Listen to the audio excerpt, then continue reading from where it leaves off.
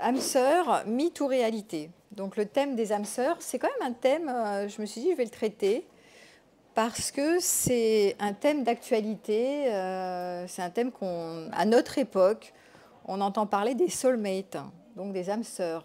Ah, c'est redevenu un peu à la mode, ou des flammes jumelles. Voilà. Donc dans le milieu un peu New Age ou psychologie positive, ou si vous allez sur les réseaux sociaux, on entend parler de ces belles histoires d'âmes sœurs et de la recherche surtout de l'âme sœur, hein, qui n'a pas, à un moment donné de sa vie, eu envie de trouver l'âme sœur, ou d'y croire, en tout cas. Et ma première question que je voudrais vous poser, comme ça, spontanément, ce qui est la question que je me suis posée, moi, en démarrant ce thème, c'est est-ce que vous y croyez à l'âme sœur? Ça va être le sujet, hein. Peut-on croire à l'âme sœur? Ou est-ce une illusion d'optique? Ou est-ce quelque chose qui peut nous piéger, nous ferrer? Voilà, donc ça c'est la première. Donc il y en a, alors juste quand même pour aperçu, parce que vous êtes quand même assez nombreux ce soir, levez la main ceux qui, juste pour voir, ce qui croient l'âme sœur. Et donc, ok, il y en a pas mal quand même. Donc le reste, vous n'y croyez pas, j'imagine. Vous êtes dans le doute, oui. Donc il y en a plus qui y croient que qui n'y croient pas. C'est intéressant. Hein? Ben, mythe ou réalité, c'est le sujet du soir. Alors, si tu veux parler, tu prends le micro. Alors, elle est en train de dire, ça dépend si c'est durable ou pas. Normalement, quand on croit l'âme sœur, on espère trouver... Alors, la définition de l'âme sœur, hein, c'est le partenaire spécial et unique, que souvent les personnes, elles disent l'évidence. C'est l'évidence, avec elle, c'est l'évidence. Ou la bonne personne. Mais la bonne personne, c'est pas ça. C'est l'évidence, c'est-à-dire on se comprend sans se parler, ça fonctionne, on est un peu du... Voilà, c'est magique, quoi. Voilà, il y a quelque chose de l'ordre de la magie, de la rencontre inoubliable, de la rencontre de la moitié. Hein, l'âme sœur, c'est ma moitié. Vous verrez qu'on va retrouver ça à travers l'histoire, à travers le mythe de Platon, puisque c'est quand même... dans le mythe de Platon, du banquet de Platon, qu'on retrouve au début le postulat de l'âme sœur, avec l'histoire des moitiés qui se sont séparées et qui recherchent l'autre moitié. Voilà, donc c'est intéressant de se poser cette question. Déjà, c'est quoi l'âme sœur? L'âme sœur, c'est la recherche, c'est la quête du Graal, c'est la recherche de la personne unique et spéciale et qui pourrait me compléter, me combler, qui pourrait me comprendre inconditionnellement. Donc c'est l'amour inconditionnel aussi, hein, quelqu'un qui m'aimerait vraiment pour ce que je suis et ce, 3 petits points, pour toujours. Alors c'est l'intention, quand on cherche l'âme sœur, on cherche vraiment à se compléter, on cherche la complétude. Ensuite, on va voir si est-ce que c'est un récit, un mythe, une histoire qu'on se raconte parce que, alors on va voir pourquoi, j'ai un peu réfléchi à pourquoi est-ce qu'on a besoin de se raconter une histoire comme ça. Est-ce un récit ou est-ce quelque chose qui nous dépasse, une force qui nous dépasse, quelque chose qui nous transcende et qui ferait que, vous verrez que dans certaines cultures, cette histoire de réincarnation des âmes qui se réincarnent, qu'il y a voilà, quelque chose de l'âme sœur, ça fait dans certaines cultures, on a cette histoire qui fait qu'on croit l'âme sœur parce qu'au fil des incarnations, notre âme, avant de naître, sait que sur son chemin, elle va rencontrer un tel et que ce n'est pas un hasard. Voilà. Donc, mythe, croyance, réalité, réel, voilà. Moi, en tout cas, ça m'a rendue curieuse. Et puis, en réfléchissant, en me disant, mais Véronique, pourquoi tu t'intéresses à l'âme sœur? Parce qu'en fait, si je suis là ce soir, après, je me suis dit, mais cette histoire d'âme sœur, quand même, ça décrit mon parcours et pourquoi je suis devenue psychologue et surtout experte en relations amoureuses.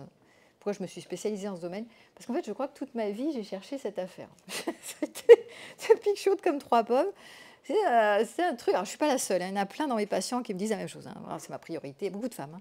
Ah là là, l'histoire de... Alors moi, ce n'était pas le mot âme sœur qui m'était venu, mais c'était une quête d'élévation spirituelle, mais c'est un peu ça, l'âme sœur, hein, à travers un partenaire spécial et unique, où je regarderais le ciel avec lui, on dépasserait les montagnes, les nuages, on irait très haut, là-haut, là-haut, là-haut, je ne sais pas où.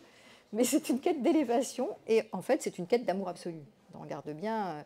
Après, plus tard, j'ai décortiqué, après moultes expériences complexes, je me suis rendu compte que c'était une quête du Graal, c'était une quête de l'amour absolu, de l'amour inconditionnel, de l'amour avec un grand A, de l'amour donc romantique.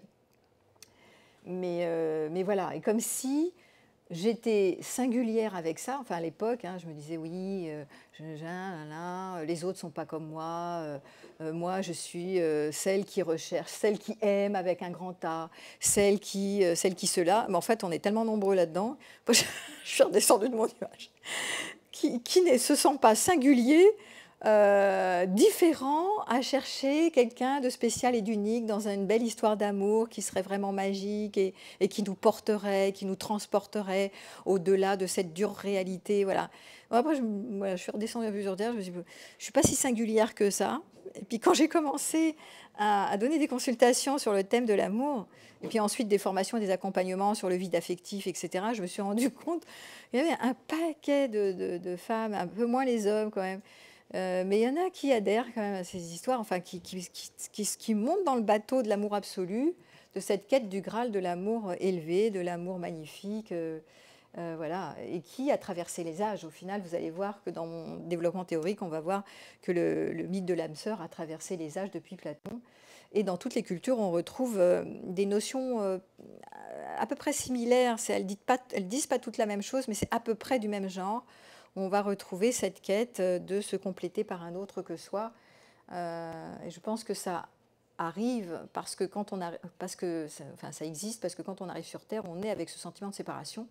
Et le bébé, il arrive, il se sent perdu dans l'univers, tout seul. Il a tellement besoin de sécurité, le bébé humain, que ce sentiment de séparation va créer l'envie, l'élan de se compléter avec un autre que soi. Donc ce mythe, il est génial quelque part, parce que ça permet de supporter ou de tolérer, je dirais, l'insupportable, le tragique de l'existence, qui est le sentiment de séparation. C'est quand même tragique de se retrouver quand on arrive à la naissance, là, on arrive, on est lâché, on sort du ventre de la mère, cordon ombilical coupé, crac, c'est le traumatisme extrême en fait, quand vous voyez bien.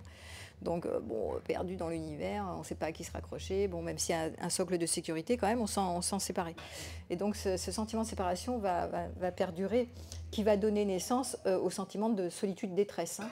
Je me sens seule, je suis dans le vide affectif, je ne sais pas comment faire pour gérer ma peur de la solitude, de ma fin de vie, de je ne sais pas quoi.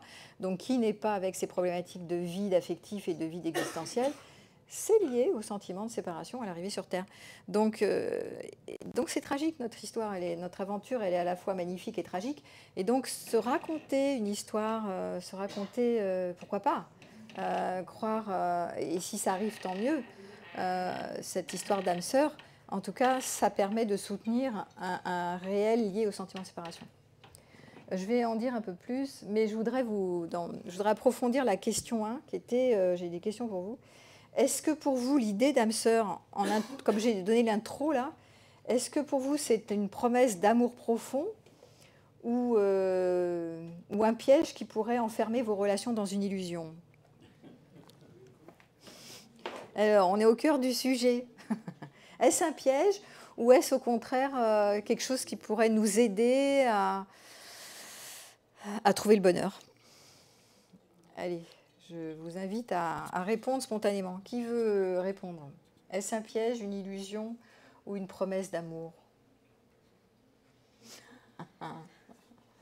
Tiens, fais passer le micro. Vas-y, tu peux répondre. Hein. Qui veut répondre ?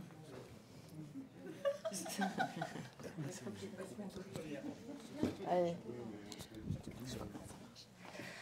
Moi, je pense qu'en fait, les deux se valent. C'est-à-dire que du moment où on a des attentes d'amour profond, d'une relation qui est waouh, bah, du coup, on est insatisfait. On est insatisfait. Parce que l'autre ne nous satisfait jamais, il ne remplit jamais notre manque, il n'est jamais comme il faut. Okay. Donc, du moment où on attend de l'autre qu'il soit l'âme sœur, Ben, en fait, ça ne peut pas marcher, ça ne peut que On rater. sera toujours déçu, c'est ça que tu dis. Voilà. Donc pour toi, tu penches plutôt vers le côté piégeux. Oui, Le piège oui, parce que je pense que du coup, on fait du pas avec l'autre. perfectionnisme, de l'idéal d'une histoire qui serait parfaite et durable et qui va nous insatisfaire puisque chaque être humain a ses limites, et nous aussi d'ailleurs, mais c'est plus facile de les voir sur l'autre. Et donc on sera toujours déçu, d'autant plus que les attentes sont élevées. Est-ce que c'est ça que tu veux dire? Oui, disons qu'on oublie de faire avec l'autre tel qu'il est, comme ça, et de voir et de construire quelque chose. C'est compliqué de faire avec l'autre tel qu'il est souvent. Oui, mais nous aussi. Nous Mais aussi, dans on doit l'idée faire de avec. l'âme sœur, tu as quelque chose du l'ordre un peu de cette personne spéciale et unique que tu rencontres sur ton chemin. Elle est tellement... tu vois, c'est l'évidence. Donc, normalement, tu n'es pas insatisfait puisqu'elle te comprend tout le temps. Tu vois, c'est le tout le temps que j'entends que pour toi, c'est piégeux. Elle est voilà, c'est fluide tout le temps, en fait. Au début, oui, peut-être, parce qu'on a l'illusion et que c'est rassurant, c'est confortable de se dire qu'on a trouvé l'âme sœur, peut-être, et on se voile. C'est ça, les premiers temps de l'amour. Donc toi, tu penses plutôt du côté du piège, hein, du côté de l'âme sœur du départ, c'est-à-dire l'espace fusionnel du départ dans lequel on est dans le gémellaire. Et dans ce chouette, j'ai trouvé, ça y est, j'ai tiré la bonne carte.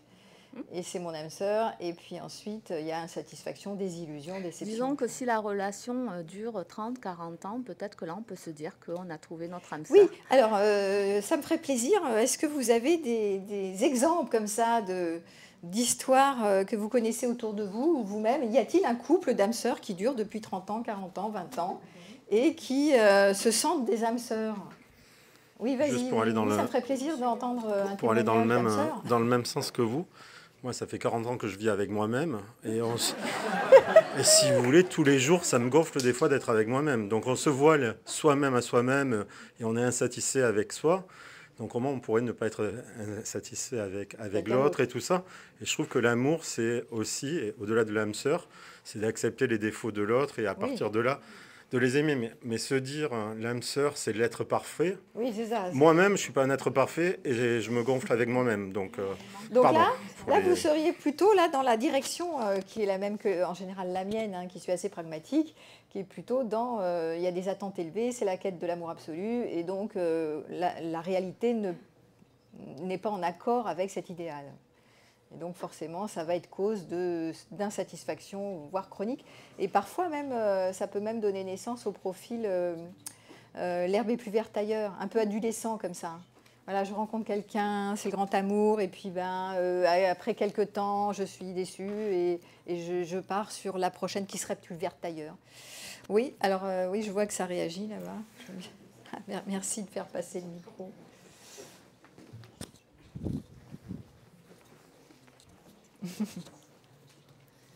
Est-ce que c'est pas l'effet miroir qu'on rencontre dans le couple, et non pas célibataire, qui met en jeu un travail sur soi-même, qui peut faire que du coup ça désillusionne la relation, parce que l'effet miroir avec les blessures à travailler sont peut-être pas le bon moment pour le travailler.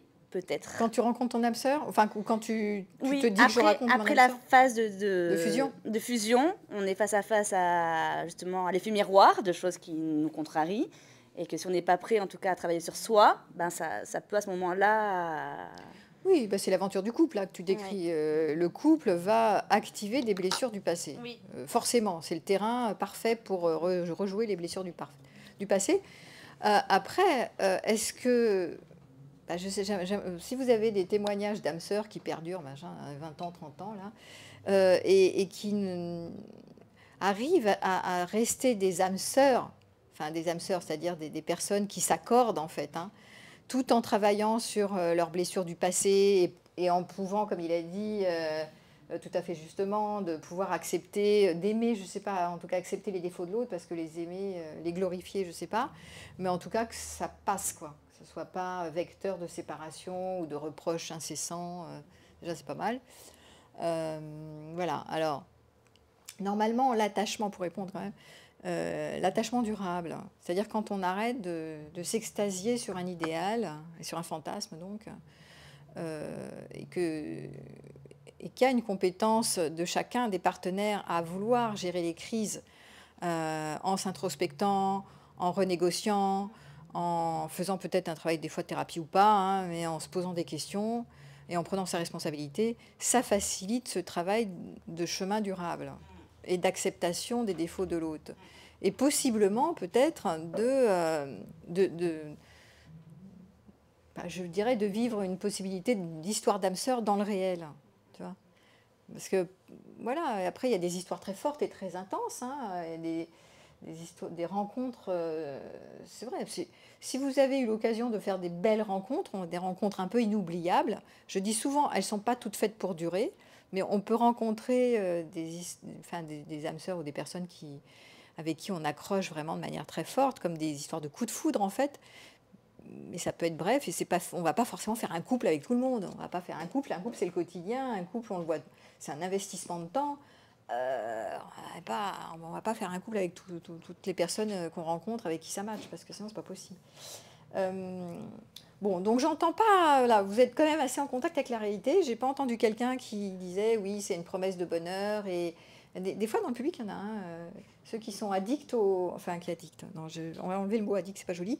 Ceux qui adhèrent aux flammes jumelles, qui s'approchent des âmes sœurs, en général, ils ont vraiment la conviction ou la croyance que c'est promesse de bonheur. Après toutes les obstacles sur la route qui doivent être réglés, alors on se retrouvera et nous ferons ce qu'on appelle des retrouvailles lyriques. Magnifique. Donc c'est le concept, c'est proche, hein, le concept de l'âme sœur et des flammes jumelles, c'est assez proche. Et c'est cette histoire qu'on va galérer, mais après, nous aurons le droit au meilleur. Bon, alors, je sais pas, alors, bon, ça encore, j'ai quand même des fois développé le sujet des flammes jumelles avec des personnes qui adhéraient à ça. Vous connaissez le chaser, le runner, enfin, toutes ces histoires qui vont avec, là. Et ça questionne. Mais ce qui questionne encore plus, parce que ça veut dire que chacun va faire un travail et ensuite on se retrouvera, ce qui n'est pas gagné. Puisque souvent il y a séparation, puisque celui qui court derrière l'autre, il n'en peut plus, donc il est dépendant. Il y a l'attachement anxieux qui court derrière l'évitant, donc l'évitant, comme son nom l'indique, l'évite, l'anxieux, il court derrière. Donc au bout d'un moment, il n'en peut plus. Donc c'est souvent des histoires d'âmes sœurs comme ça, hein, et des histoires d'amour intense. Et souvent dans les flammes jumelles ou dans les âmes sœurs, ils disent « Ah, mais c'est normal parce qu'on est des flammes jumelles, donc c'est la personne spéciale et unique, c'est elle que je devais rencontrer, c'est elle qui me fait travailler, je vais la faire travailler. C'est tellement spécial notre histoire, c'est tellement extraordinaire, c'est tellement unique. » Sauf qu'il y en a plein des gens comme ça, il y a plein de gens qui ont des flammes jumelles et qui se trouvent singuliers et qui rament. Alors, ça peut être une manière de s'embarquer dans un espoir sans fin, qu'un jour il reviendra ou elle reviendra, et un jour ce sera promesse de bonheur, et de s'enfermer dans... Il n'y a pas de place pour quelqu'un d'autre, puisque l'histoire de l'âme sœur, c'est cette personne-là et pas une autre. Il n'y a pas de place pour quelqu'un d'autre. Ça crée un référentiel, hein. Un référentiel comme quoi cette personne, c'est celle-là, et les autres, c'est moins bien. Ils sont toujours comparés à la grande histoire d'amour de l'âme sœur. Bon, pourquoi pas?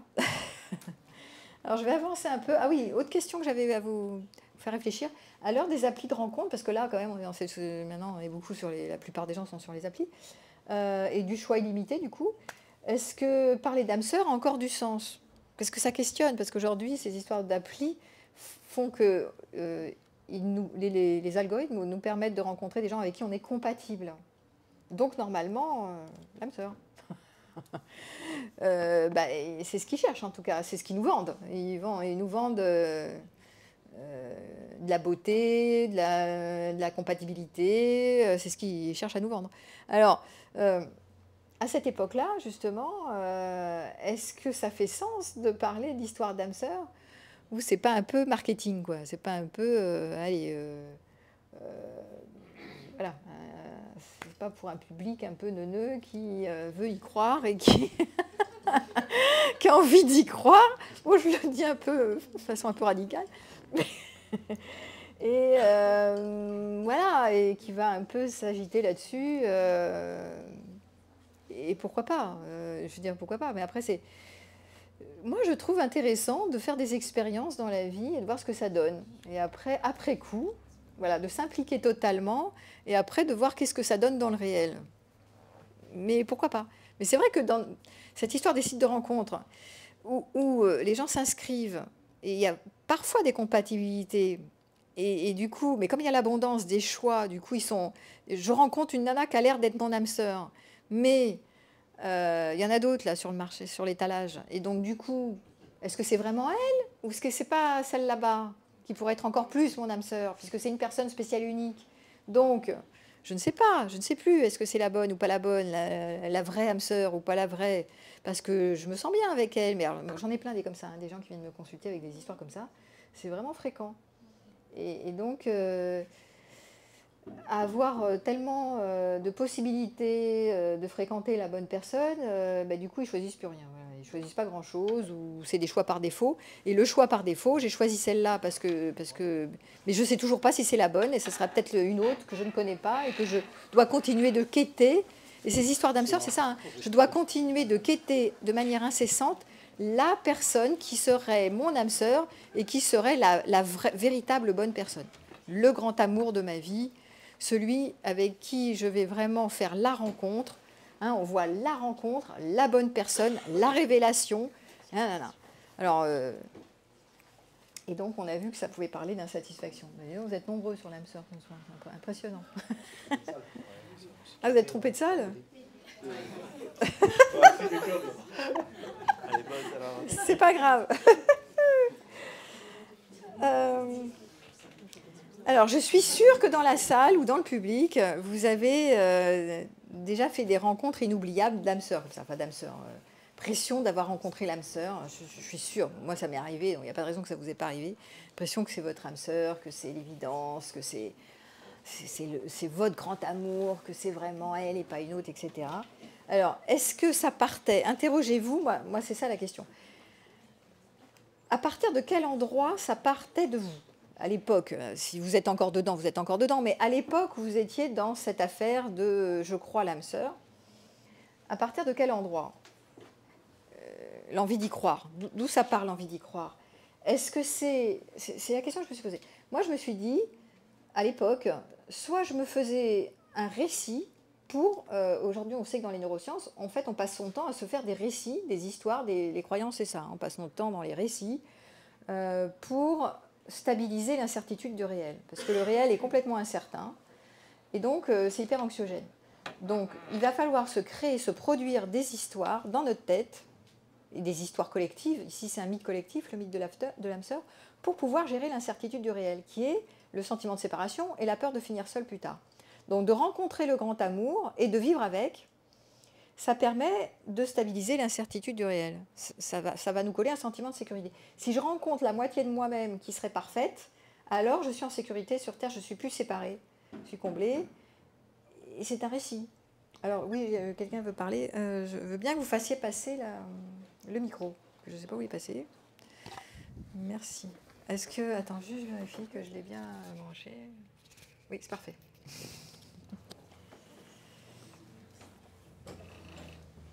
Quand même, pour le petit enfant, je pense que c'est quand même les contes où on nous apprend la grande histoire d'amour, le prince, la princesse, etc. Au-delà de... Donc ça, c'est collectif. C'est les mythes collectifs et le mythe de l'amour romantique dans lequel on est complètement baigné du matin au soir, y compris dans les séries. Hein, c'est que ça. Hein. Même les séries, là, je suis en train d'en regarder une parce que justement, on m'a interviewé là-dessus sur le truc de l'invisible, l'amour à l'aveugle, un truc comme ça. Voilà, Love is Blind, tu vois. Et je pense qu'il y a une envie de rencontrer l'âme sœur. La vraie personne. C'est intéressant, hein, parce que c'est vraiment... c'est actuel. Et je pense qu'il y a cet élan, cette intention de vraiment rencontrer et de cheminer avec la meilleure personne pour nous, l'âme sœur, en fait, cette histoire-là. Et donc, je pense que ça renvoie à une envie de se créer une histoire pour gérer l'incertitude du réel. On nous bassine, c'est des récits collectifs, évidemment. Hein, donc, c'est difficile de se départir de ces récits collectifs, puisqu'on est imbibé par tout ça sans arrêt dans les médias du matin au soir. Je Je pense que c'est aussi une stratégie de survie, parce qu'il y a des personnes qui sont plus touchées par l'envie d'y croire que d'autres. Et dans les profils de personnalité, on retrouve les abandonniques, les personnes qui ont eu des carences affectives fortes, ou les gens qui ont eu des histoires d'abandon assez costauds.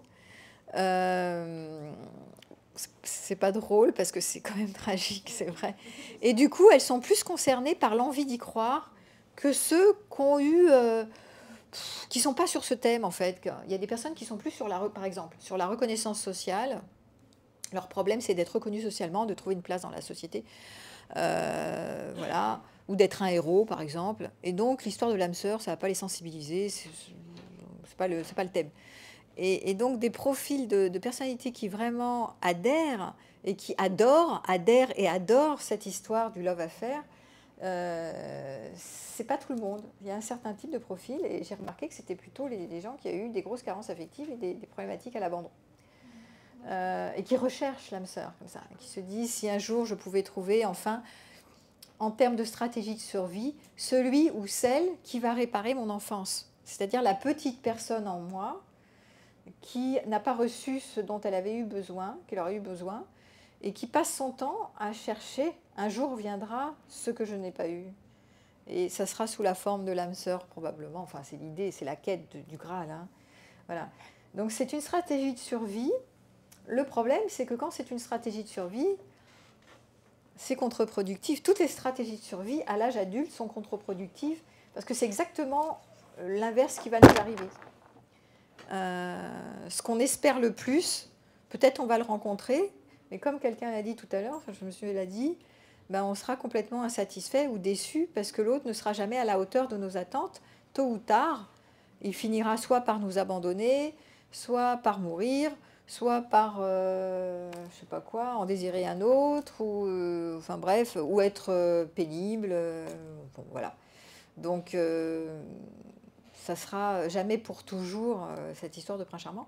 Et donc, ce qui est créé comme l'espoir pour le petit enfant pour survivre dans un environnement difficile, si j'étais abandonnée, c'est des environnements traumatiques. Hein.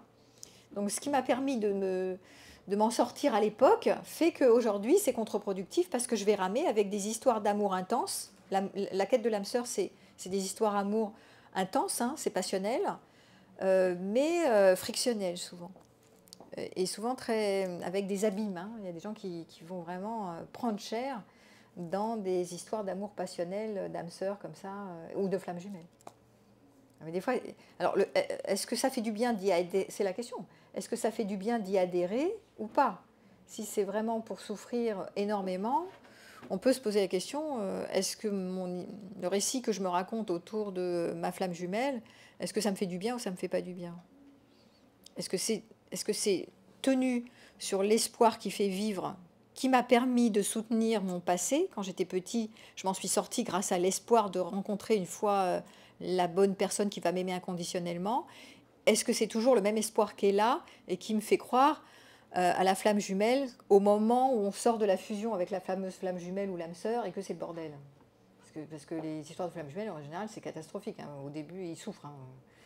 Enfin, c'est surtout celui qui court derrière. Hein. L'évitant, il évite, il souffre aussi, mais différemment. Ouais, je veux bien que tu repasses le micro, fasses passer le micro. Oui, pour moi, c'est l'amour comme facteur de résilience. Hein. La quête de l'âme sœur, ça pourrait être vu comme ça. C'est un facteur de résilience. Je vais quitter quelque chose qui va me permettre de augmenter mon sentiment de résilience. Oui. Bonsoir. Mon envie d'y croire, en fait, c'est déjà un sentiment de curiosité. Et d'après ce que j'ai recensé comme témoignage, Ouais. du coup, c'est souvent cette prise de conscience de dire c'est cette personne-là. Il y avait aussi, vous disiez tout à l'heure, le coup de foudre, en fait. Oui. Pourquoi on s'arrête sur cette personne-là?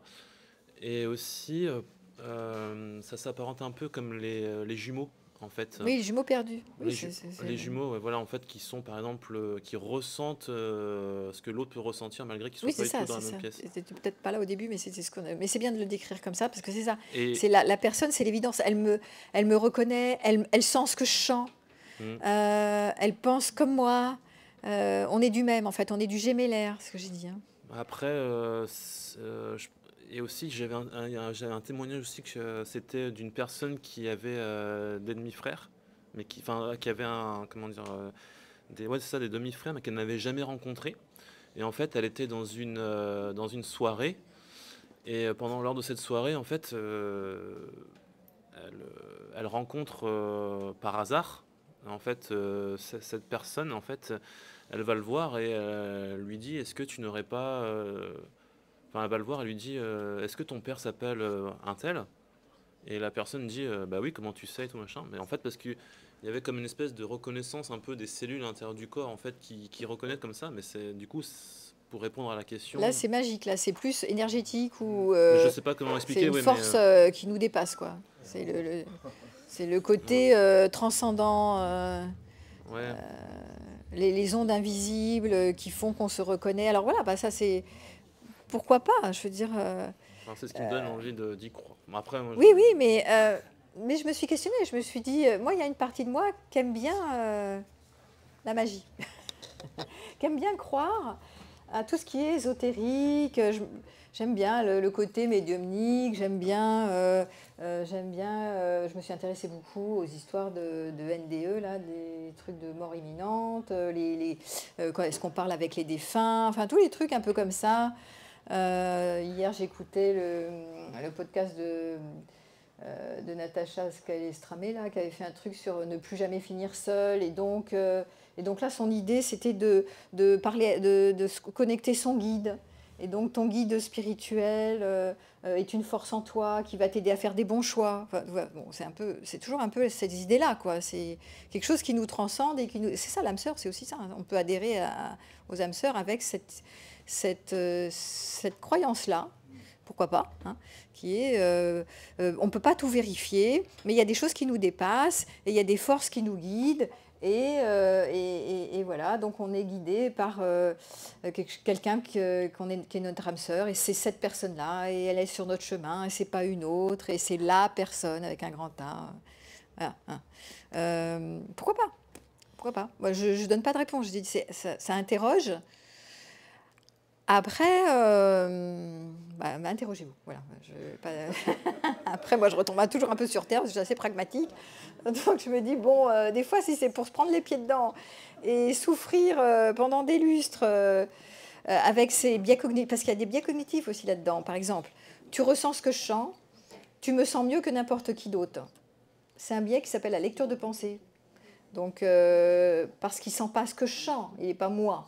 Mais il peut avoir de l'intuition, ou je peux croire qu'il sent ce que je sens en validant, oui, bah, c'est vrai, tu sens ce que je sens, en fait, que je ne sens pas ça, mais je dis, oui, c'est vrai, tu sens ce que je sens. Enfin, la lecture de pensée, c'est un biais cognitif qu'on trouve beaucoup dans tout le milieu New Age. C'est-à-dire, moi, je sais ce que tu sais, moi, je sens ce que tu sens. Et c'est sûr, c'est vrai, puisque j'ai de l'intuition, donc puisque je le sais, c'est que c'est vrai. D'ailleurs, la preuve, c'est vrai. Et donc, bon, d'accord. Voilà, donc il y a des trucs comme ça qui traînent. Et que, voilà, moi je suis un peu sceptique parfois, donc c'est intéressant de vous interroger avec vos expériences propres et de voir ce que vous en retirez. Oui, je veux bien que tu fasses passer. Merci pour... Merci.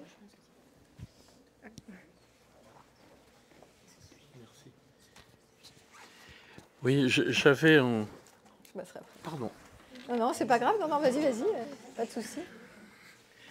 J'avais envie de partir sur un schéma complètement inverse, avec des gens super rationnels, ou même l'idée d'âme est surprenante. Ah oui, tu as déjà âme sœur. Et qui se sont fait leur algorithme tout seuls, sans machine, en disant bah ça me paraît bien, on peut peut-être le jouer comme ça.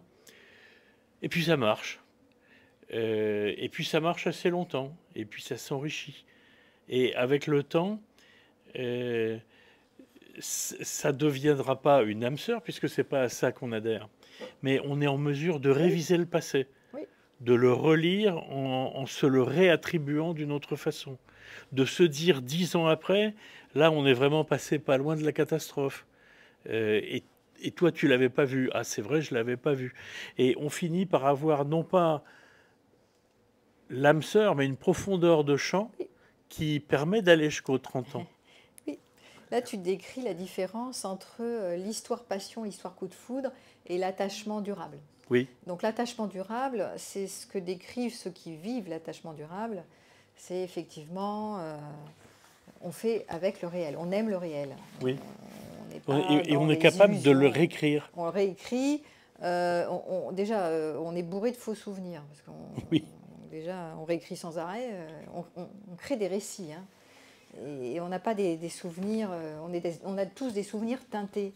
Donc oui, on va réécrire notre histoire à l'aune de ce qu'on a envie de... On va produire notre histoire, mais on peut coproduire une histoire. Mais c'est vrai que l'attachement durable, ça c'est le dernier bouquin de Cyrulnik d'ailleurs, il est sur ce sujet. Hein, il a écrit un bouquin sur coup de foudre ou attachement sain, ou attachement durable, je sais pas, un truc d'un genre. Hein, c'est quoi Oui, c'est ça. Quand on tombe amoureux, on se relève pas ou s'attacher. Bon, c'est cette histoire-là.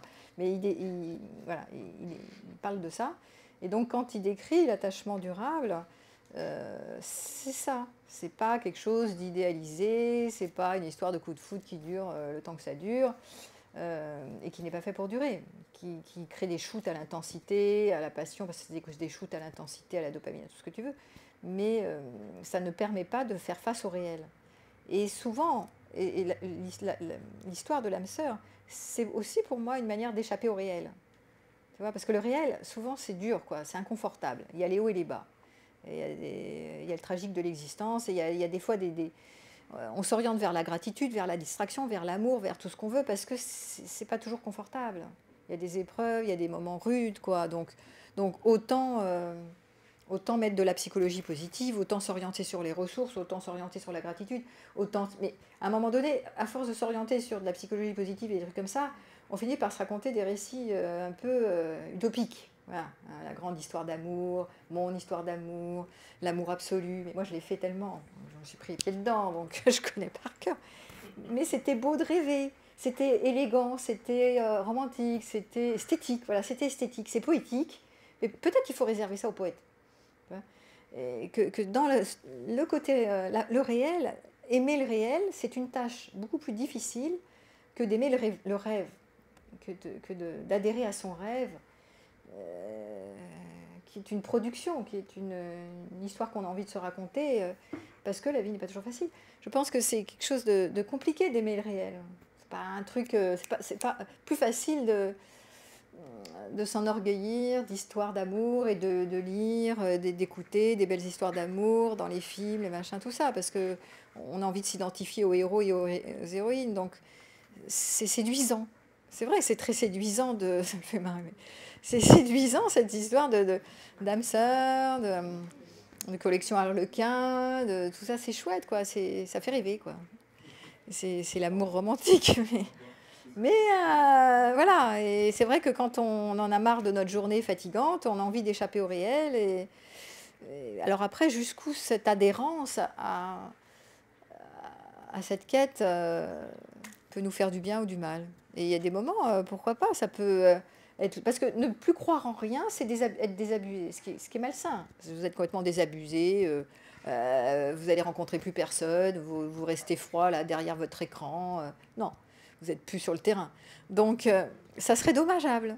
Donc, pourquoi pas continuer de croire ce que vous voulez, je dirais en aimant le réel. Ça serait une sorte de négociation avec la quête de l'âme sœur, et retomber sur Terre avec les limites du réel. Parce que le réel présente toujours des limites, le partenaire présente des limites, et vous aussi. Donc, faire avec les limites, on pourrait dire ça comme ça. Alors, je voudrais quand même vous développer, puisqu'on est sur le sujet, à travers l'histoire. Ça m'a intéressé, moi. Je me suis dit, tiens, d'où nous vient... Oui, tu voulais parler. Après, je ferai l'histoire de l'âme sœur. Comme moi, je viens d'une culture, dans la culture asiatique, on croit beaucoup à la réincarnation et donc aux âmes sœurs, qui est un peu différente, je suppose, parce que c'est pas tout à fait que sur l'attachement. Au niveau des âmes sœurs, nous, c'est plutôt, on a déjà eu des histoires dans des vies antérieures. C'est ça, oui. Et donc, soit on a fait des promesses, ou soit on se dit qu'on refera une autre, qu'on se retrouvera dans une autre vie. Et donc, c'est comme ça qu'on se reconnaît. Après, je ne sais pas si j'y crois ou pas. Toujours est-il que je me suis toujours posé la question aussi. Et c'est vrai que je me suis dit, bon, c'est peut-être trouver un but dans la vie de ce côté-là, du côté affectif. Ça peut être ça.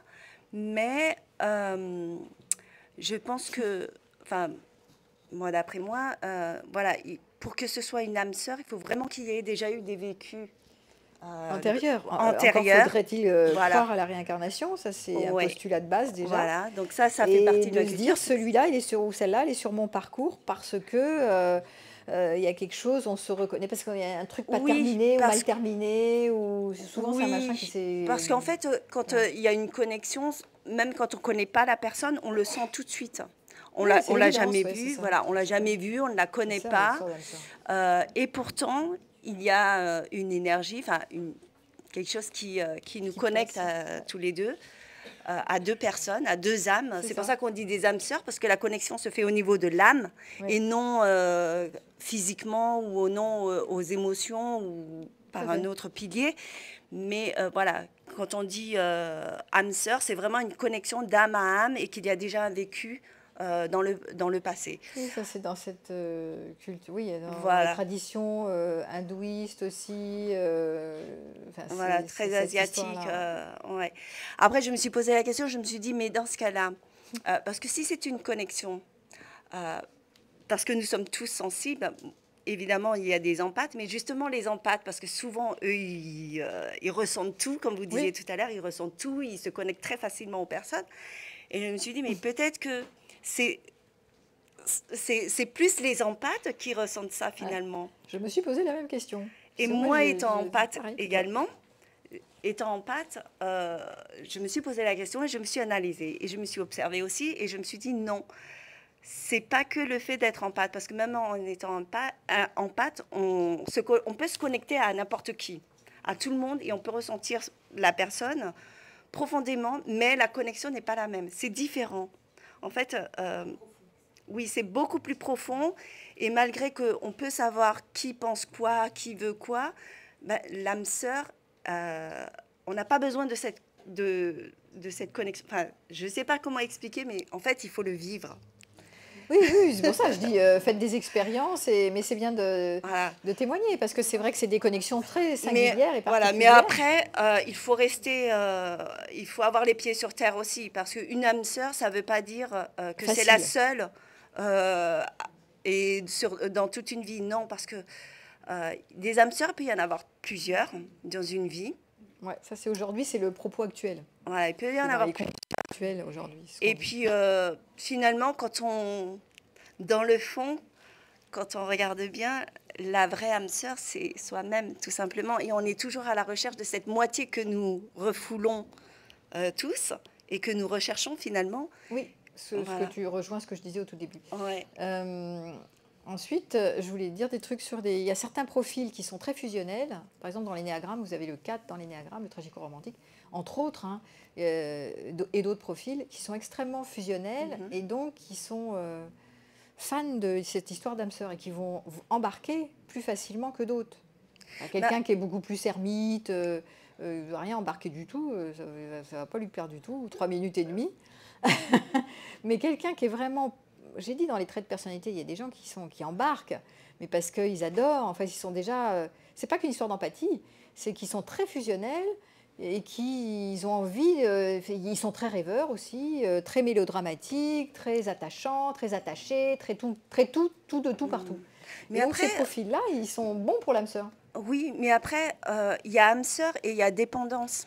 Parce qu'il faut voir. C'est bien le problème. Hein. Voilà, il faut voir où est-ce que sur quel. Attends, je vais te passer le micro juste après. Ah, non, mais parce que si tu ne parles pas dans le micro, on ne va pas t'entendre. Juste, si. Je rejoins tout à fait ce qu'elle dit. Oui. Je n'ai pas raconté la même chose. Moi, mais attends, juste parce que si on ne t'entend pas. Non, mais c'est pas grave. Tout a été dit, alors je pense. On te passe le micro. C'est juste parce qu'on ne s'enregistre pas. Mais je vous rejoins tout à fait. Non, mais j'ai rien à dire. Ah, tu voulais pas dire un truc en plus? Non, parce que je voulais pas prendre la parole parce que justement ça paraissait très long. Mais ce que dit cette dame, moi je vous êtes d'accord avec 2 fois, oui. Ok, super. Ouais, et les âmes, en fait, c'est ça. Les âmes, c'est relié à autre chose qu'à une âme sœur. Ça s'entend pas forcément, c'est pas compatible. Ça n'a rien à voir. Et moi, je ne cherche pas l'amour. Enfin, oui, mais très souvent, c'est ce qu'on voit dans les histoires de flammes jumelles, ceux qui adhèrent aux flammes jumelles, c'est ce qu'ils disent. Ils disent le parcours est compliqué. C'est pas une histoire facile. C'est pas parce que vous rencontrez l'âme sœur que ça va être facile. Au contraire, le parcours est difficile. C'est de la hauteur, ça vient de l'âme. Oui, mais c'est ça. On ne parle pas de quelque chose de concret, on parle de quelque chose. Oui, c'est ça. Ceux qui adhèrent, c'est ce que j'ai dit tout à l'heure, ceux qui adhèrent à cette affaire, qu'il y a une force, ça c'est un postulat, hein, c'est déjà un postulat, c'est pas dire que c'est vrai, mais ceux qui adhèrent à ce postulat, comme quoi il y a une force qui nous transcende et qu'il y aurait des rencontres d'âme à d'âme ici par rapport à, pas dans toutes les cultures, mais dans certaines cultures, on va trouver l'histoire de la réincarnation et du karma et de je sais pas quoi. Bon, donc déjà il faut adhérer à ça, mais pourquoi pas? Ça interroge. Si, c'est quand même un postulat de base. Tout est pensée, tout est croyance. Après, vous en faites l'expérience et vous vérifiez que pour vous c'est vrai, mais ça reste un point de vue. Vous ne pouvez pas balancer mon point de vue est vrai et ce pour tout le monde. Vous pouvez simplement vous mettre en méta et créer une observation et qui observe que c'est votre système de croyance. D'autres adhèrent aussi, vous n'êtes pas les seuls. Mais j'ai rien prouvé scientifiquement là-dedans. Bon. Mais pourquoi pas? Ça interroge. C'est chouette de pouvoir avoir une partie qui rêve, en fait, ou qui pourrait s'imprégner de quelque chose de plus de transcendant, de je sais pas quoi. C'est aidant. Ceux qui ont la foi, ma foi, c'est ceux qui s'en sortent le mieux par rapport à l'instabilité du réel et à l'incertitude du réel. On le sait. Ceux qui ont le plus de longévité, c'est ceux qui se mettent en couple, durable, et ceux qui ont la foi. Donc c'est quand même une aide précieuse. Ça ne veut pas dire que c'est vrai, c'est faux, j'en sais rien, c'est vrai, c'est faux. On n'empêche que c'est chouette de pouvoir croire à des choses qui nous transcendent. Mais ça reste, pour moi, il ne faut pas dire c'est vrai, on reste dans le champ du postulat. C'est mieux parce que les hypothèses sont toujours plus intéressantes que dire oui, c'est sûr, c'est vrai, c'est sûr, c'est vrai. Et moi, parce que moi, j'ai vécu des histoires d'âmes sœurs comme ça, 2 reprises déjà. Et je trouve ça magnifique, mais je vois combien, à cette époque, j'avais envie de magnifier. Et donc, cette connexion, elle était sublime, elle était chiante aussi, parce que c'était compliqué, hein, mais c'était sublimé par mon regard qui avait envie de vivre ça, très fort, depuis que j'étais haute comme 3 pommes. Et je le témoigne, parce que je ne suis pas la seule. Hein. Combien, mais ce que je vois avec le recul, c'est que j'avais tellement envie de vibrer, de vivre cette histoire singulière, unique, d'amour, nanana, et on se sent, tout ce que tu as décrit, voilà. On se pressent, c'est une connexion tellement particulière que personne ne peut comprendre, parce que c'est tellement particulier. Bon, c'est ça l'histoire d'âme sœur, en fait. Bon, et oui, tu veux redire quelque chose? Vas-y, le micro, je ne sais pas où il est passé. Ah, c'est très petit.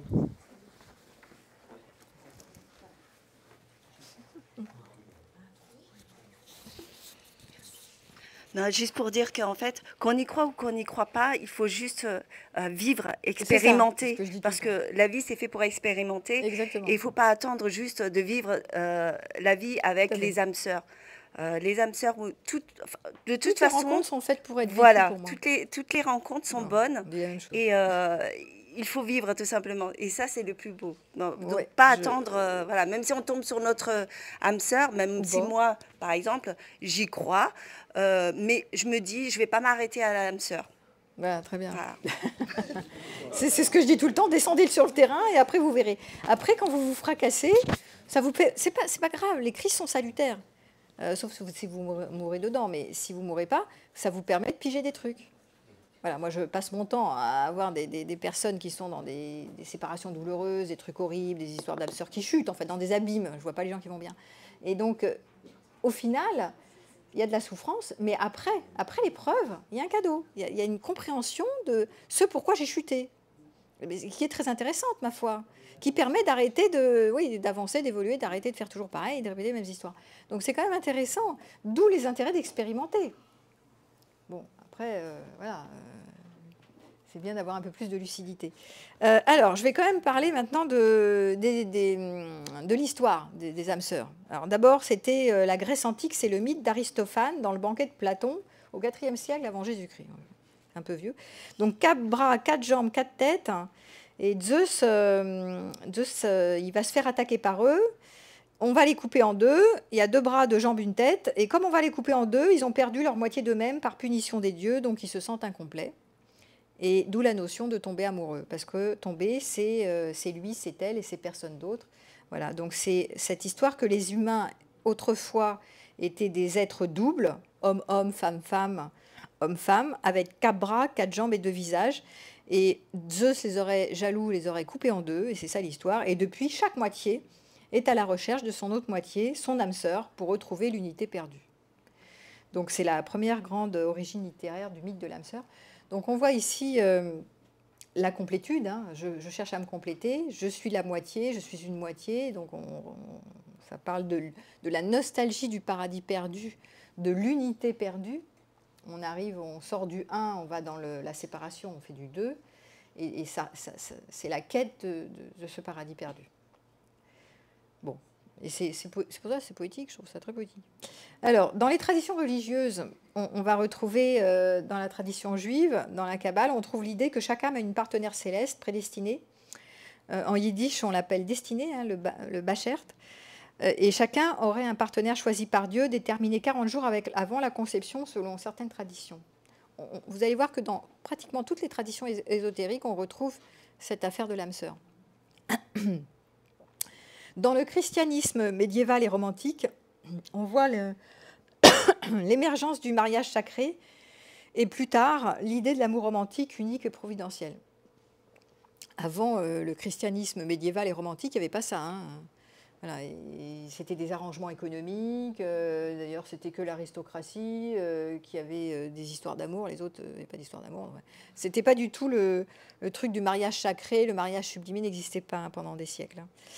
Dans l'hindouisme et les spiritualités indiennes, justement, la notion de flamme jumelle ou de jumeaux spirituels, qui est reprise par le New Age et qui a des racines dans l'idée védique que certaines âmes proviennent d'une même source et se réincarnent pour se retrouver, ce que tu as dit très bien. Et donc ça donne le concept de karma et de destin amoureux. Certaines unions sont vues comme karmiquement déterminées. On va se retrouver, on se retrouve dans cette vie-là parce qu'on a encore quelque chose à finir ou à faire. Voilà, c'était pas terminé. On a un truc, une mission. Voilà, c'est une forme de mission. Mais en général, c'est toujours compliqué. Ça a jamais. Ça a l'air, c'est l'évidence. C'est la personne elle me comprend. C'est le mon double machin. Mais en fait, c'est tellement compliqué les histoires les histoires d'âmes sœurs. C'est jamais des trucs faciles en fait. Dans les textes hindous comme le Mahabharata, on trouve l'idée que certaines unions sont divinement ordonnées. En Chine, influence du yin-yang, complémentarité des énergies plutôt que fusion d'une seule âme. Donc ici, l'âme sœur, ce n'est pas une moitié manquante, mais l'équilibre parfait, hein, c'est le yin et le yang. C'est un peu différent, mais on retrouve quand même cette idée de chercher à l'extérieur de soi quelqu'un d'autre, le yang ou le yin, pour retrouver l'équilibre qui n'est pas équilibré en nous. Aujourd'hui, dans notre milieu un peu développement personnel, on dit développer le yin et le yang en soi. Les deux polarités doivent être complétées en soi et non pas avec quelqu'un à l'extérieur de soi. C'est un peu le même principe, en fait. On retrouve un peu les mêmes idées. Voilà. Le monde arabe et en islam, dans le Coran, il est dit que Dieu a créé les êtres par couple et que les âmes sont comme des soldats rassemblés. Celles qui se reconnaissent s'unissent, celles qui se repoussent se séparent. Donc il y a une notion pareille de reconnaissance spirituelle entre les âmes, proche de l'idée d'âme sœur.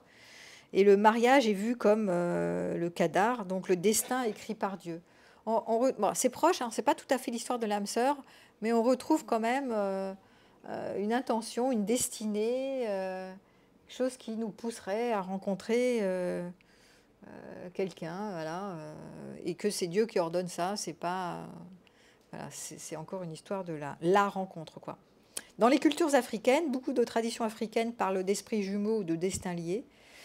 Voilà, les mythes de jumeaux, souvent sacrés, symbolisent une union spirituelle indissoluble. Et alors vous allez voir qu'on est proche des Amériques et des peuples autochtones. Certaines tribus amérindiennes croient à des âmes jumelles ou spirit partners choisis avant l'incarnation, un peu comme on a vu dans les cultures hindouistes. D'autres traditions mettent l'accent sur la complémentarité sacrée, l'homme et la femme comme gardiens de l'équilibre cosmique. Et ça, on le voit aussi. Moi, j'ai fait beaucoup de tantrisme, et dans le tantra, on voit que L'homme et la femme sont gardiennes de l'équilibre cosmique sacré. On va vers la fusion sacrée, vers voilà, le machin sacré. Donc ça s'inspire pas mal de ça. L'Europe médiévale et romantisme, l'amour courtois XIIe et XIIIe siècle a popularisé l'idée de l'amour unique, transcendantal, parfois impossible, bon, ça vous en souvenez. Hein. Et le romantisme radicalise cette vision, l'idée qu'il existe une seule personne au monde qui peut nous rendre complets. On est encore énormément dans le mythe de l'amour romantique, on est toujours dedans, on n'en est pas sorti. Actuellement, la grande partie de la population, en tout cas dans les sociétés occidentales, adore ce mythe de l'amour romantique, y croit. Il y a un contre-mouvement avec les aromantiques, avec les asexuels. On voit une partie de la population où ils sont désabusés. Il y a quand même aujourd'hui, il y a une majorité, enfin il n'y a pas de majorité, mais il y a pas mal de célibataires. On va vers plus de célibat, plus de solitude, plus d'insatisfaction, plus de frustration, plus de problématiques dans la santé mentale, anxiété, dépression aussi, ça va avec. Mais le mythe de l'amour romantique, il fait foi. Regardez toutes les séries que vous avez, c'est quand même l'amour romantique qui est dedans. Hein. Franchement, c'est pas parti. Hein. Donc, on dirait qu'il y a un écart entre le rêve, il y a encore toujours plus du mythe de l'amour romantique qui perdure, et presque toujours plus de gens désabusés. Et ça sera l'objet d'une prochaine conférence qui sera sur le thème de pourquoi sommes-nous avec tant d'évitants. Hein, il y a beaucoup d'évitants, il y a de plus en plus de gens qui évitent le lien, des déçus, des désabusés, des gens qui veulent plus s'impliquer, s'engager, qui ont peur de la relation, qui se refroidissent. C'est intéressant, parce que dans les enquêtes, on voit que les gens font de moins en moins l'amour, enfin beaucoup. Hein, les gens qui veulent de moins en moins faire des couples ou des petits machins, des trucs éphémères, enfin, ils veulent moins s'impliquer, ils veulent moins chuter, ils veulent moins s'abîmer. C'est intéressant parce qu'il y a encore une grande partie de la population, c'est des injonctions contradictoires, qui rêvent de l'âme sœur et du mythe romantique, et une autre partie qui sont refroidis de chez refroidis. Curieux quand même. Et peut-être que plus on va dans un système où l'économie devient difficile, dans l'écologie devient compliquée, où on est un peu en phase de désintégration, plus on a besoin de rêver et plus on est déçu. Je ne sais pas, il y a un truc qui est à la fois le goût du rêve et à la fois la déception du réel, ou les peurs, ou les inquiétudes, ou je ne sais pas quoi, l'effondrement du réel. Donc il y a une espèce de truc comme ça qui s'écarte. Pour moi, dans mon analyse, je vois à la fois encore plus de gens qui rêvent d'un amour, la bonne personne, et encore plus d'un truc de désabusé. Quoi. Oui, tu veux dire quelque chose par rapport à ça? Parce que moi, ça m'interroge, parce que je vois un écart qui s'agrandit, en fait. Alors attends, c'est la lucidité qui prend le pas, je sais pas. La lucidité prend le pas, je sais pas. Non, mais c'est parce que par rapport aux enquêtes que j'ai vues passer récemment sur... il y a de plus en plus de célibataires. Dans 20 ans, finalement, il y aura une majorité de célibataires. Tu vois, on tend vers quelque chose quand même de refroidissant. Oui, tu veux dire quelque chose?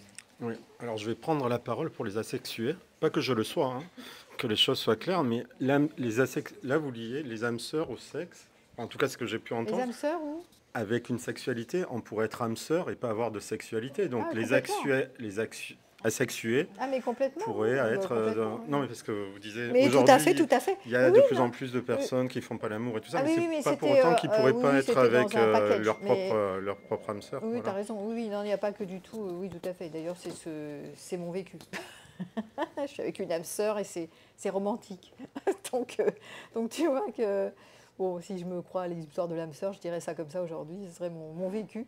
Donc oui, il n'y a pas forcément dans les âmes sœurs, il peut y avoir eu, puis il n'y a plus, enfin comme dans beaucoup d'histoires, d'ailleurs. Oui, c'est tout à fait. Alors, le mythe. Donc, le mythe de l'âme sœur. Donc, si on veut comparer, si on fait la synthèse, dans l'Occident, c'est souvent une moitié perdue, ma moitié perdue, Platon, le romantisme. En Asie, c'est plutôt une connexion karmique ou le fil du destin. Dans les traditions religieuses, une volonté divine qui détermine les couples. Et dans les spiritualités modernes, une quête personnelle de complétude et de reconnexion. Avec le New Age, ça fait un moment que ça dure, le New Age, mais on est quand même beaucoup dans la quête du Graal et de l'amour romantique, de la connexion sublime. Voilà. Donc le piège, effectivement, hein, c'est la dépendance affective. Hein, ça peut être, ça on l'a dit. Qu'est-ce que...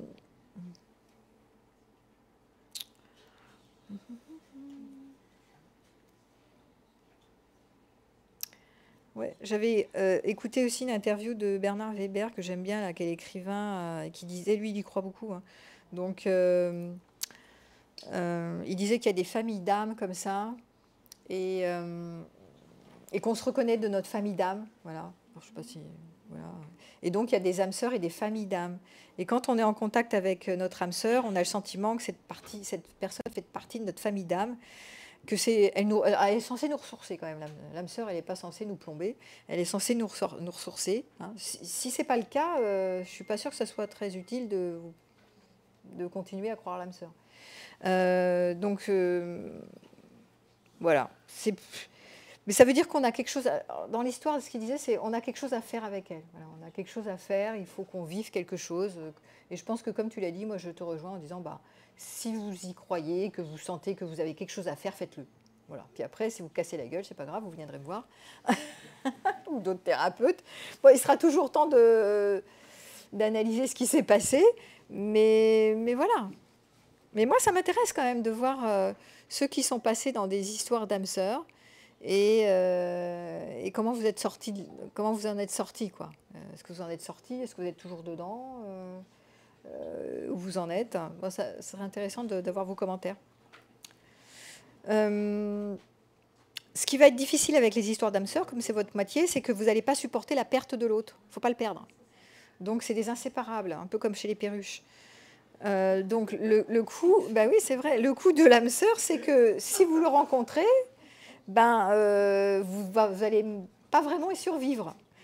Si l'un part, ça va être compliqué de rester sur Terre sans l'autre, quoi. Ça crée le référentiel. Nul autre ne sera aussi bien que... voilà, cette personne et pas une autre. C'est l'endroit où vous êtes coincé. Après, les autres sont fades, hein, je vous le dis. Soit vous vous ennuyez, soit c'est jamais aussi bien, soit vous vous résignez, soit je ne sais pas quoi, mais il y a quelque chose de l'ordre de nul par ailleurs. On se retrouvera quand je serai morte, et là, on se retrouvera enfin, mais jusqu'à la fin de ma vie, ça ne sera pas pareil. Hein, c'est vrai? Ça fait ça. Voilà. Moi, j'aime bien la lecture des Grecs, les Grecs qui utilisent les différents mots pour dire le mot amour, parce que l'âme sœur, c'est l'amour élevé, hein, c'est l'amour total, c'est l'amour inconditionnel. Donc, pour moi, ça serait plutôt agapé, donc plutôt aromantique, plutôt asexuel. Hein. On passe dans les histoires vraiment d'élévation. Agapé, c'est le maximum, hein, chez les Grecs, c'est le haut du créneau, hein. Vous êtes au sommet, là. Hein. Oui, c'est l'amour désintéressé, c'est l'amour sans condition, c'est l'amour mystique, c'est l'amour sacré. Ah, c'est très beau. Hein. C'est pour ça que des fois, je me demande si c'est pas... C'est peut-être réservé aux poètes, finalement, je sais pas moi. C'est tellement haut. Comme ça. Ah, c'est là-haut. Bon. Voilà, donc philia, vous savez ce que c'est, agapé, surgé. Donc c'est ambitieux, on va dire. Voilà. L'histoire d'âme sœur, c'est une histoire ambitieuse. C'est beau. Voilà, et c'est ce que j'avais écrit d'ailleurs hein, dans ma conclusion, c'est un peu ça. Ça mérite d'être vécu, il faut faire des expériences d'amour total, de prendre le risque de se jeter à l'eau, et ensuite on voit. C'est ce que j'avais dit. Ensuite on voit ce qui se passe. Il faut être pragmatique dans la vie, faites vos expériences, puis après vous verrez bien. Jetez-vous à l'eau, et voilà. Mais c'est vrai qu'à notre époque, depuis les années 70, le mariage, les relations sont plus vues comme des obligations, des nécessités économiques, mais comme un moyen de réaliser le bonheur personnel. C'est vrai qu'on cherche beaucoup la promesse de bonheur. On est dans une société, on veut le bonheur. On n'arrête pas de voir partout, toute la journée, des trucs dans le développement personnel, promesse de bonheur. Et vous êtes l'auteur de votre vie, vous allez y arriver en faisant ça, en faisant ci, vous aurez le bonheur. Bon, on n'arrête pas de nous bassiner avec ça. Alors, ça a son charme, hein, parce que c'est sympa d'aller chercher le bonheur. Après, de nouveau, ce contexte favorise l'idée qu'il y aura une personne parfaite pour nous. et qu'en plus, on pourrait y arriver. Voilà, que si on veut, on peut. Bah, c'est toujours pareil, hein, je suis l'auteur de ma vie. La quête de l'âme sœur, elle sera sur mon chemin. Il ne faut pas que je la rate. Oui. Ah bah bien sûr, bien sûr. Je ne sais pas où le micro, mais oui. Moi, je me disais, est-ce que la notion d'âme sœur, elle ne pose pas une notion de responsabilité aussi sur notre responsabilité en tant qu'âme sœur, parce qu'on a toujours un peu cette envie d'être spécial aux yeux de quelqu'un et que quelqu'un soit spécial à nos yeux. Mais du coup, avec cette notion d'âme sœur, est-ce que du coup, on n'aurait pas ce truc de se dire, bah, en fait, il y a une attente énorme envers la personne qui est la soi-disant âme sœur, mais du coup, on ne va pas apporter dans le couple ce qui serait nécessaire au couple en lui-même pour faire vivre le couple. Et donc, bah, puisque c'est mon âme sœur, elle doit correspondre, elle a été faite pour moi, entre guillemets, elle doit correspondre à toutes mes attentes. Et donc, je trouve que cette notion d'âme sœur, malgré le fait que ce soit très poétique, et c'est une artiste qui parle, je trouve que ça déplace la notion de responsabilité qu'on peut nous-mêmes apporter dans le couple, et donc créer beaucoup de désillusions pour le coup. Oui, ça peut. C'est vrai que si tu dis elle est faite pour moi, donc je m'accroche, ça va te donner un côté très persévérant. Hein. Si tu es dans des moments où ça galère, tu vas te dire, mais puisque c'est mon âme sœur, on est fait pour être ensemble, on a une mission ensemble. Et donc, même si ça galère, je persévère, et de chez je persévère. Bah, oui, il y a je persévère, mais aussi le fait que, du coup, puisque cette personne est spéciale, je vais pas, par exemple, je sais pas, vous êtes dans un couple et on va reprocher quelque part à l'autre de manquer de douceur. On va dire que la chose voudrait qu'on apporte de la douceur dans le couple pour recevoir de la douceur. Oui. Et le fait de se dire, bah, puisque c'est mon âme sœur, donc elle est censée le faire. Voilà, donc on enlève un peu la responsabilité qu'on devrait prendre d'apporter les choses nécessaires au couple. Voilà, c'est un peu... Oui, puis c'est surtout qu'on va être fâché si d'un coup il devient moins doux, par exemple, moins tendre, moins attentionné, parce qu'il est censé mon âme sœur. Au départ, en général, dans les rencontres d'âme sœur, comme il y a c'est l'évidence, l'autre il te pige. Donc, il te donne ce que tu veux, parce que sinon, c'est pas une âme sœur, tu ne vas même pas le fréquenter. Oui, c'est ça. Donc, il y a quelque chose de l'ordre de on se reconnaît parce que la qualité de la connexion est au sommet, elle est parfaite au début. Donc après, tu peux justement engendrer cet idéal, ce système comme quoi, bah oui, mais il était tellement tendre, doux, romantique, il me regardait tellement amoureusement que maintenant il doit continuer à être doux, tendre et romantique, par exemple. Puis comme disait la dame tout à l'heure, cette idée d'empathie, etc., moi je pense que c'est un peu comme en photographie, si je décide de regarder une personne et d'y porter toute mon attention, je vais voir des choses particulières sur cette personne qui vont me faire ressentir des choses particulières. Donc en fait, le côté empathie, c'est un petit peu vrai quelque part que dès qu'on a une sensibilité particulière, on va apporter encore plus de sensibilité à ce qu'on regarde et à ce qu'on vit, et donc accentuer cette idée d'âme sœur à la personne qui est en face de nous. Si je vous regarde en me disant « Waouh, il y a un miroir énorme entre nous deux, et quand je me déplace à gauche, elle se déplace à gauche, etc. » Bah, du coup, on va apporter encore plus de croyance au fait que c'est vrai. Et probablement c'est pour ça que je parlais de récit, tu vois. Je trouve ça très juste. Je parlais de récit, de qu'est-ce que je produis comme récit quand je sublime. Elle est tellement spéciale et je suis tellement spéciale. Nous sommes tellement singuliers. J'ai parlé de cette envie d'être singulier au début. Je pense que le mythe de l'âme sœur va avec l'envie d'être différent, d'être singulier, de ne pas faire comme tout le monde, de ne pas être banal, de ne pas vivre une vie ordinaire, d'être dans l'extraordinaire. Que nous-mêmes on est extraordinaire, et l'autre il est tellement spécial et unique, d'ailleurs il n'est pas comme les autres, il se différencie de tous les autres, et c'est tellement spécial, ce que tu dis, c'est tellement spécial que on n'a pas envie, on a envie qu'il nous pige tout le temps, quoi, voilà, que ça reste parfait tout le temps, et donc on est dans l'idéal de perfection. Et forcément, ça peut être, là tu parles de la non-responsabilité, donc je peux éviter, soit j'attends trop et je suis déçue, soit je peux éviter ma responsabilité en me disant, mais c'est quoi ce plan ? Qu'est-ce que je me raconte comme connerie ? Oui, mais spécial, il est spécial. Oui, mais enfin bon, s'il est moins tendre qu'avant, soit je fais une demande en demandant qu'il change, ou en demandant de la tendresse, ou en allant chercher de la tendresse ailleurs, parce que je me satisfais, j'accepte qu'il n'en donne pas tant. Mais j'arrête de pleurer sur mon sort en me disant cette personne est tellement spéciale et unique, mais elle devrait toujours me comprendre, d'où la persévérance peut-être. Hein. Mais elle ne me comprend plus aujourd'hui, mais demain elle va me comprendre, elle m'a tellement comprise. Mais si c'est elle, et je vois les détails tellement magnifiques, parce que je vais magnifier en fait. Parce que c'est vrai que par exemple toi dans ton métier, tu vas magnifier. Tu vas trouver... Voilà. Si je mets l'intention dedans... Ben oui, si tu mets l'intention, tu vas sublimer, magnifier. Donc c'est très poétique. Et je pense qu'il y a des profils de personnalité qui sont meilleurs que d'autres pour amener de la singularité, de la magnificence, du sublime, de l'esthétique, et produire ça, emporter l'autre, transporter, emballer l'autre là-dedans, parce qu'il se la raconte, et qu'il nous la raconte, et nous avons envie d'être transportés dans cette affaire. Et après, il y a les biais de lecture de pensée. Oui, tu sens ce que je chante, oui, c'est vrai, on est spécial, oui, c'est vraiment la belle histoire, c'est vraiment magique. Un truc que je n'ai pas dit, et que je pense qu'une des origines de cette part qui sublime, et qui a envie d'être si singulière, c'est ce qu'on appelle l'enfant moi en nous, c'est une part de nous, on appelle l'enfant moi, qu'on appelle en addiction actionnelle aussi la pensée magique de l'enfant en nous, hein, qui a envie de magie, qui veut de la magie en fait.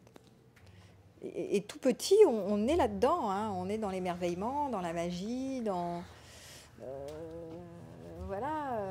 n'a pas encore trop d'élaboration qui fait qu'on voit la magie du monde en fait, dans l'ordinaire. Une brindille scintille, ça y est, je suis émerveillée, j'ai pas besoin d'un gros cadeau luxueux.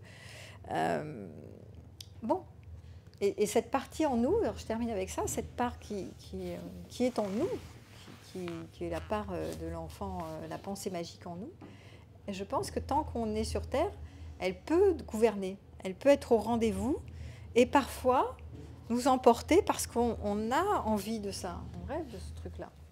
Ouais.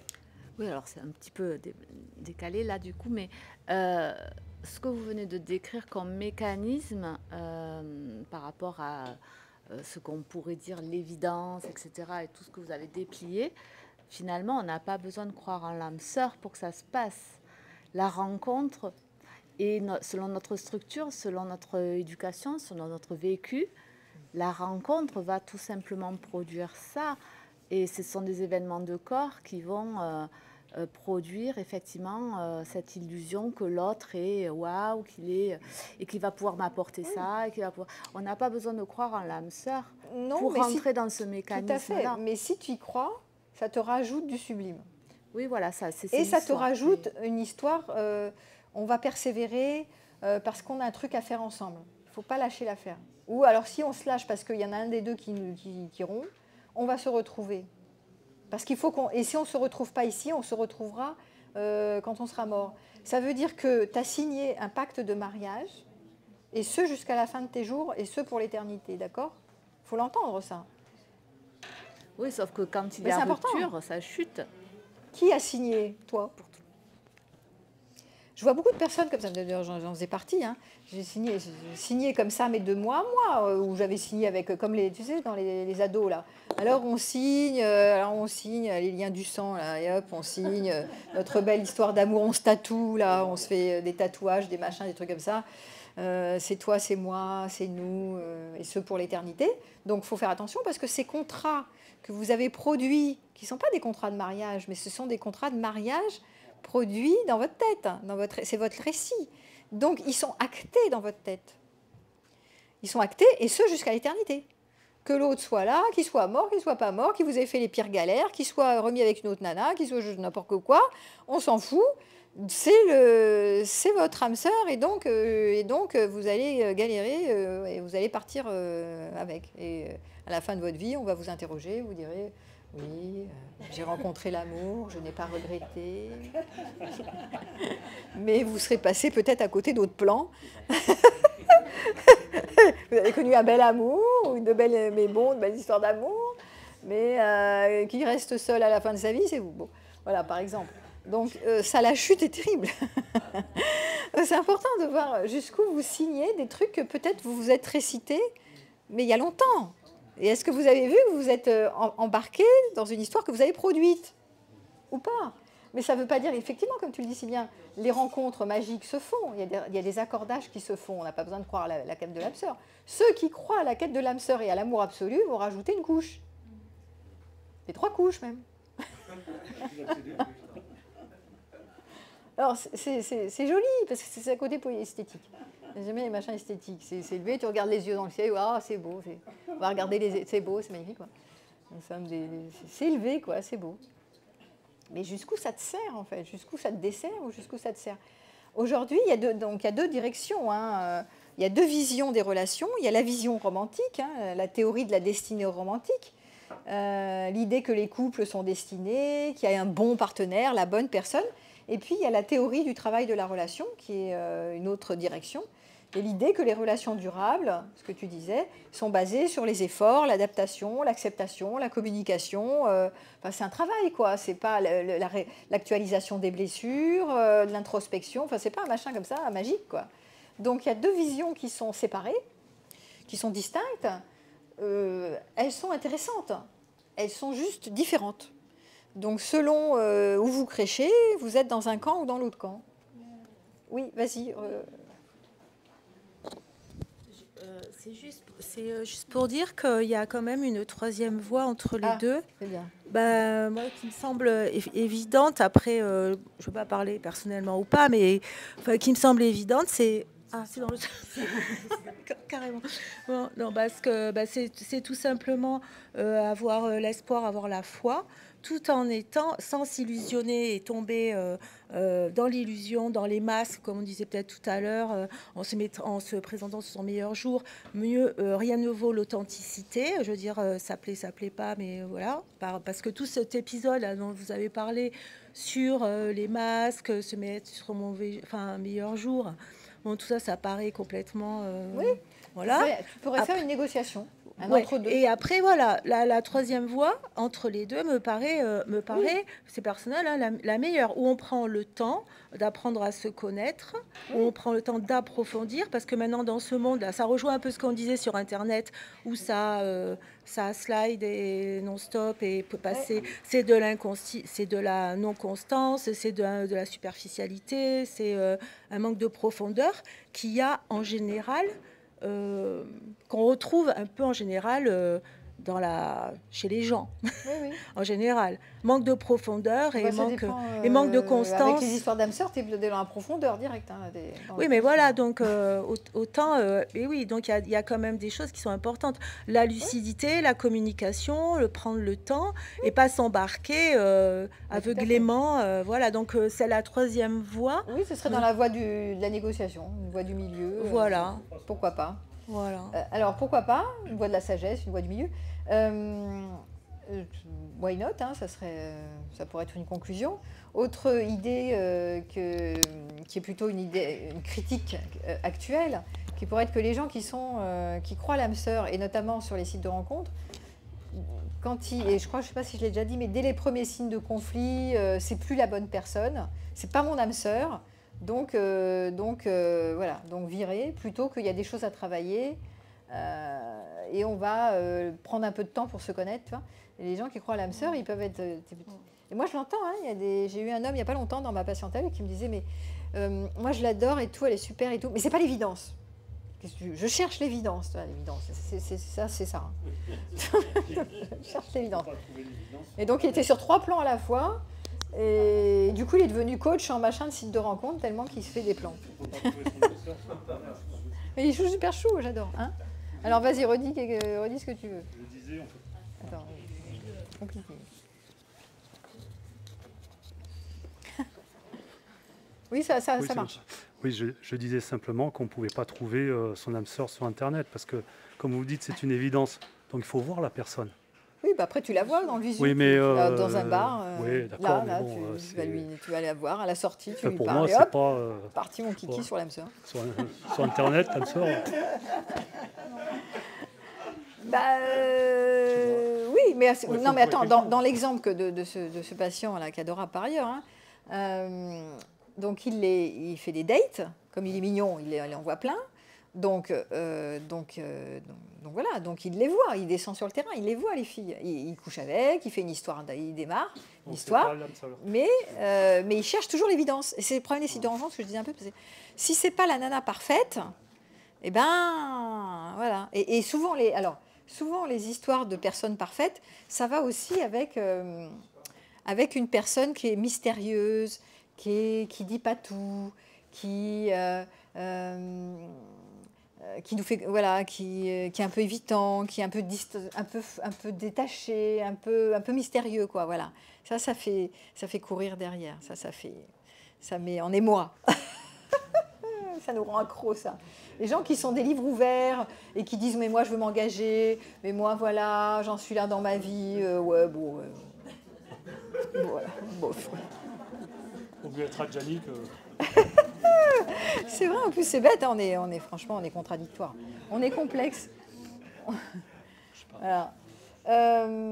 Alors donc aujourd'hui l'amour, en conclusion, je dirais que l'amour romantique reste quand même dominant, donc c'est pas surprenant, et je suis sûre qu'il y a plein de personnes qui vont écouter cette conférence, qui vont me dire, ben oui, mais moi je témoigne, ou moi j'y crois, ou moi j'ai envie d'y croire, ou j'ai vécu, j'en vis encore, etc. Plus de la moitié des jeunes adultes croient encore à l'existence d'une âme sœur. Ça, c'est les enquêtes selon les sondages. Mais il y a l'individualisme, le réalisme qui apparaît, les gens valorisent aussi aujourd'hui l'autonomie, la liberté, le choix, l'épanouissement individuel, la communication, le travail du couple, et que ces histoires de c'est la bonne personne et c'est mon âme sœur et ce pour l'éternité, on est quand même beaucoup plus partagé aujourd'hui par une vision beaucoup plus pragmatique et rationnelle que simplement un idéal romantique pur. Voilà. Donc d'où cette voie du milieu qui t'apparaît comme ça, un machin entre les deux, qui serait peut-être adéquate, qu'on pourrait réfléchir, en tout cas suggérer. Et puis vous nous mettrez vos commentaires sur et vous, qu'en pensez-vous? Est-ce que vous avez envie de croire à l'âme sœur ou pas? Et ça doit dépendre des époques de notre vie, parce que moi aujourd'hui, j'ai encore une partie de moi qui aime bien cette affaire. J'adore les histoires un peu magiques comme ça. Il y a une partie qui aime le rêve en fait, mais une partie qui est quand même assez lucide, pragmatique et qui là, le concret. Alors, on va voir ce que ça donne, et puis surtout, on ne s'abîme pas, on ne se met pas en vrac en relation, ça sert à rien. Autant faire autre chose de sa vie que de se mettre sous terre, quoi. C'est pas une bonne idée, ça. Voilà. Donc je conclurai avec ça. Merci de m'avoir écouté. Et puis, voilà, c'est l'heure.